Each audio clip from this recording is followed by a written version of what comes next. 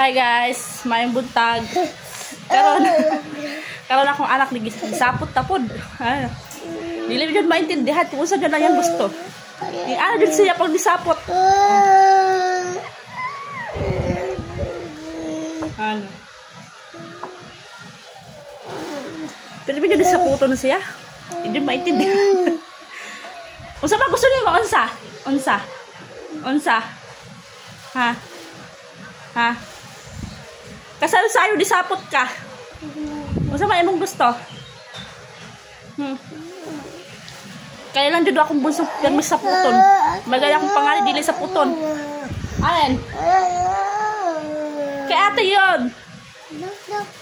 Ha? Oh. Plak daw, plak.